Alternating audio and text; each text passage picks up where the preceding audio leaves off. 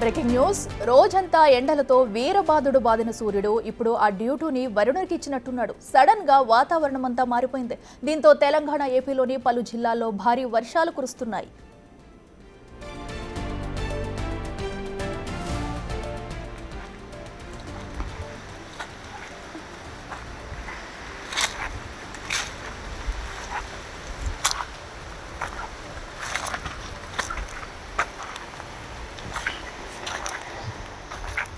నంద్యాల జిల్లా బనగానపల్లె మండలంలో భారీ వర్షం బీభత్సం సృష్టించింది. ఈదురు గాలులతో కూడిన భారీ వర్షం కురుస్తుంది.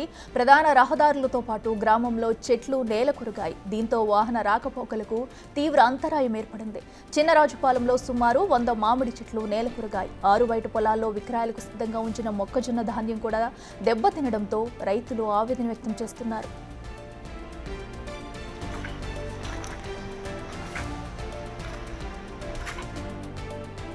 విజయనగరం జిల్లా ఎస్కోటలో గాలి బీభత్సం సృష్టించింది. దీంతో అరటి పంట నేల కొరిగింది. రైతులకు లక్షలాది రూపాయల నష్టం వాటిల్లింది.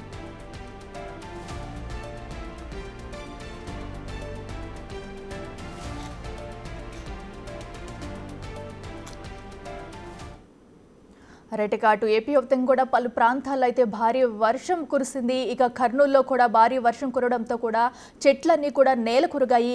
అక్కడ తాజా పరిస్థితిని వివరించేందుకు మా ప్రతినిధి శ్రీరామ్ లైవ్లో అందుబాటులో ఉన్నారు. శ్రీరామ్, చెప్పండి, అక్కడ సడన్ గా కురిసిన భారీ వర్షానికి అలాగే ఈదురుగాలులు కూడా సుమారుగా చెట్లన్నీ కూడా నేల కురిగినట్టు తెలుస్తున్నాయి. అక్కడ సిచ్యువేషన్ ఎలా ఉంది?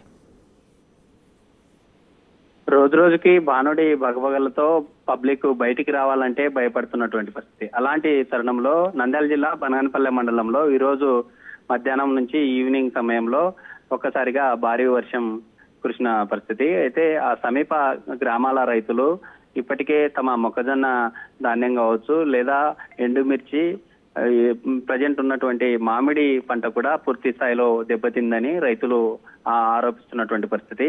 ప్రధానంగా ఏదైతే ఈ బనగానపల్లె నుండి ప్యాప్లికి వెళ్లే రహదారి ఉంటుందో ఆ రహదారి గుండా భారీ వృక్షాలు కూడా నేల కొరగడంతో అక్కడ ఉండే హుటాహుటిన రెవెన్యూ ఇటు పోలీస్ సంబంధిత అధికారులు అక్కడికి చేరుకోవడం జరిగింది. భారీ వృక్షాలు ఏవైతే ఈ రోడ్డుకు అడ్డంగా ఉన్నాయో వాటిని తొలగించి ఆ పబ్లిక్ ఎలాంటి ప్రాబ్లం లేకుండా క్లియర్ చేసినటువంటి పరిస్థితి. అయితే ఒకే రైతుకు సంబంధించి దాదాపు 2.5 ఎకరాల్లో ఉన్నటువంటి మామిడి చెట్లు ఏవైతే ఉన్నాయో దాదాపు 100 చెట్లు ఆ గాలికి నేల కొరిగిన పరిస్థితి. కంప్లీట్ గా ఇలాంటి పరిస్థితుల్లో ఒకే రైతుకి దాదాపు 20 లక్షలు నష్టం వాటిల్లిందని రైతు ఆందోళన చెందుతున్నటువంటి పరిస్థితి. అయితే మనం చూస్తా ఉన్నాం ఈ మధ్య కాలంలో 2 తెలుగు రాష్ట్రాల్లో రోజు రోజుకి వాతావరణ పరిస్థితులు మారుతూ ఉన్నాయి.